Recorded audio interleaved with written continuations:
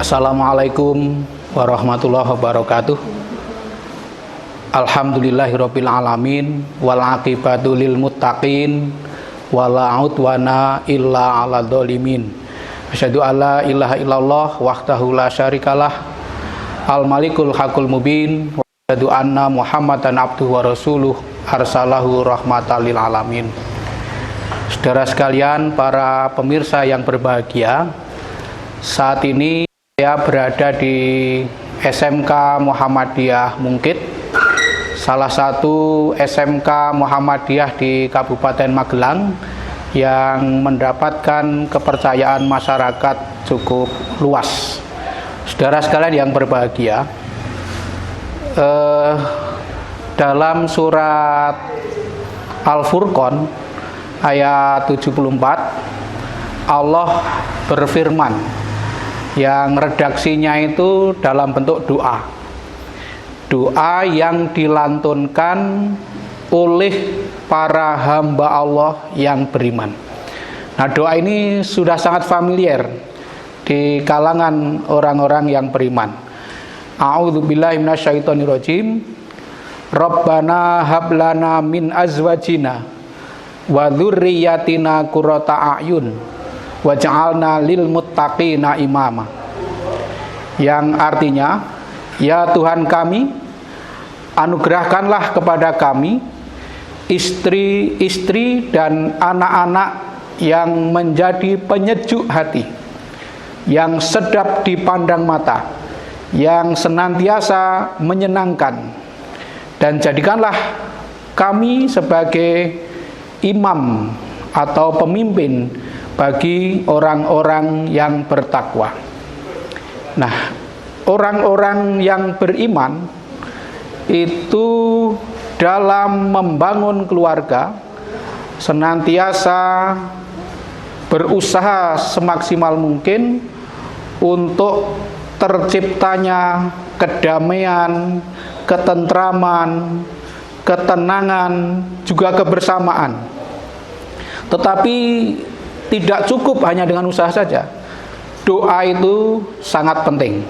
Nah, maka doanya adalah memohon kepada Allah supaya diberi anugerah istri-istri dan anak-anak yang sedap dipandang mata.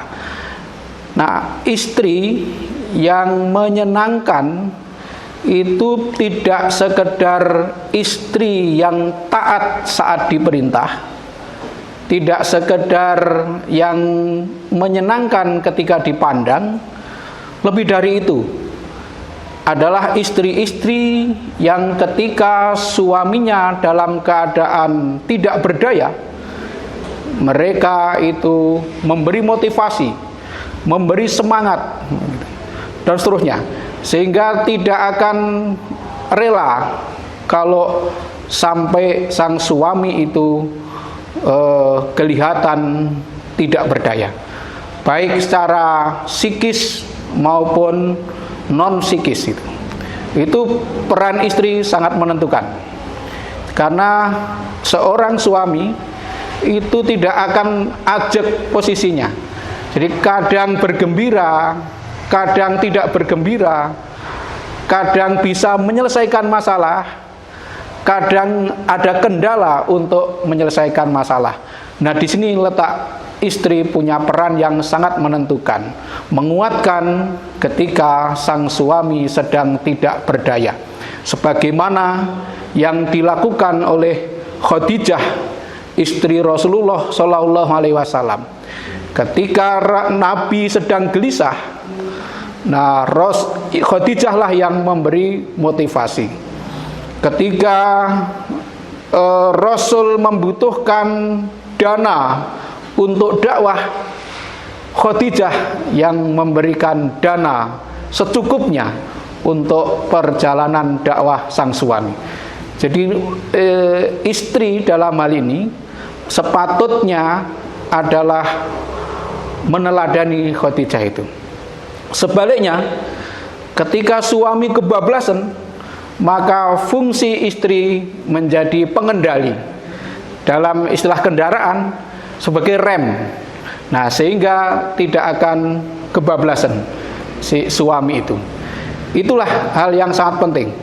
Dua hal menjadi motivator tapi juga menjadi pengendali.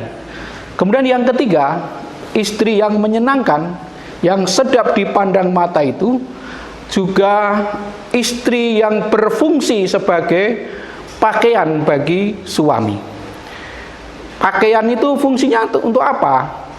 Pakaian itu berfungsi salah satunya adalah untuk menutup aurat. Aurat itu adalah sesuatu yang tidak layak dilihat oleh orang lain. Nah, tentu kelemahan-kelemahan sang suami itu istrilah yang menutupinya. Itulah istri yang menyenangkan, bukan istri yang membeberkan keluar tentang kelemahan-kelemahan suaminya. Nah itu, jadi menyenangkan, jadi berfungsi sebagai pakaian. Jadi salah satu fungsi pakaian adalah menutup aurat. Nah dalam hal ini, fungsi istri atau peran istri adalah menutupi kelemahan-kelemahan sang suami. Kemudian memperindah, memelihara keberadaan sang suami itu. Nah itulah sebabnya kalau bisa berfungsi dan berperan seperti yang saya sebutkan tadi, maka suami akan mengatakan istriku semangatku gitu. Kemudian di samping itu juga bermohon kepada Allah supaya diberi anugerah anak-anak yang sedap dipandang mata, anak-anak sebagai penyejuk hati dalam keluarga.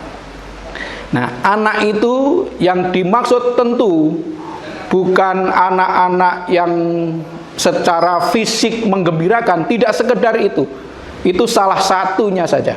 Tetapi yang lebih penting adalah anak-anak yang taat kepada Allah. Jadi kalau kita itu memiliki anak atau keluarga itu punya anak cucu yang taat kepada Allah dengan tekun, itu kita akan gembira. Bahkan orang lain yang di luar keluarga itu ikut merasakan kegembiraan memiliki anak-anak yang taat. Nah, maka kita tidak pernah berhenti untuk bermohon kepada Allah agar dianugerahi istri dan anak yang menjadi penyejuk hati. Sebab kalau punya istri dan anak tetapi tidak bisa menyejukkan hati, maka itu akan menjadi musibah bagi keluarga itu. Nah, meskipun demikian, dalam isi doa yang ketiga itu, waj'alna lil muttaqina imama, dan jadikanlah kami pemimpin bagi orang-orang yang bertakwa. Artinya apa? Sang suami tidak hanya menuntut istri dan anak menjadi penyejuk hati lewat doa itu, tetapi karena bermohon menjadi pemimpin, maka sang suami juga punya tanggung jawab, punya konsekuensi untuk menjadi teladan dalam hal menjadi penyejuk hati. Nah, sehingga saling menyejukkan hati antara seluruh anggota keluarga itu, menjadi pemimpin bagi orang-orang yang bertakwa. Konsekuensi pemimpin yang pertama adalah siap menjadi teladan, bukan hanya siap ditaati, tetapi siap menjadi teladan dalam ketakwaan. Kemudian yang kedua, sebagai seorang pemimpin itu harus siap untuk memberi harapan. Jadi memberi harapan kepada anak-anaknya, juga kepada para istrinya, bahwa masa depan itu selalu cerah dan menggembirakan. Tidak boleh menjadi seorang pemimpin menampakkan kegelisahannya, menampakkan rasa putus asanya, tetapi justru yang diharapkan adalah pemimpin menjadi teladan dalam membuka wawasan. Nah, sehingga di dalam keluarga itu antara istri, anak, suami itu saling menyejukkan, saling menjadi anggota keluarga yang sedap dipandang mata.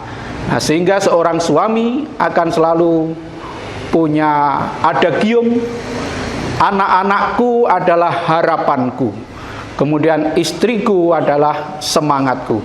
Nah, itu yang selalu ada dalam pikiran para suami. Nah, sehingga masa depan dakwah Islam lewat seorang laki-laki sebagai imam dalam keluarga itu akan ada harapan yang menggembirakan dengan anak-anak yang taat kepada Allah, anak-anak yang solih dan solihah. Nah, kalau suasana seperti ini, maka semua anggota keluarga itu akan merasa tentram di dalam rumah. Kalau tentram di rumah, itu tidak mudah tergiur oleh godaan-godaan yang ada di luar. Yang tergoda itu zaman sekarang ternyata tidak hanya laki-laki, perempuan pun juga sering tergoda. Nah, mengapa? Karena tidak ada ketentraman dan kenyamanan di dalam rumahnya sendiri. Sehingga dalam bahasa Indonesia sering kita dengar istilah rumput tetangga kelihatan lebih hijau daripada rumput di rumah sendiri. Padahal kalau orang itu menyadari akan berpindah kemanapun, katakanlah berpindah ke lain hati, umpamanya ada suami yang kecewa terhadap istrinya, kemudian mencari yang lain lalu menceraikan, nanti di tempat lain itu pun akan menemukan kekecewaan, sehingga hidupnya tidak akan pernah tentram. Maka kunci untuk menyelamatkan keluarga adalah menjaga ketentraman, menjaga kenyamanan suasana di dalam keluarga itu. Nah, maka saya mengajak kepada pemirsa sekalian, mari doa ini, Rabbana hablana min azwajina wa dzurriyyatina qurrata a'yun, ini kita camkan, kita resapi, lalu kita ikhtiarkan untuk terwujud dalam kehidupan sehari-hari, sehingga kita akan tentram di dalam rumah. Kalau tentram, maka kita tidak akan mudah tergoda oleh godaan apapun. Jangan menyalahkan penggoda. Kalau berapapun jumlah penggoda, sehebat apapun penggoda, kalau kita itu teguh imannya, insya Allah tidak akan tergiur oleh godaan itu. Maka saya ulangi, anakku adalah harapanku, istriku adalah semangatku. Billahi taufik wal hidayah, nasrun minallah, wafat qarib. Assalamualaikum warahmatullahi wabarakatuh.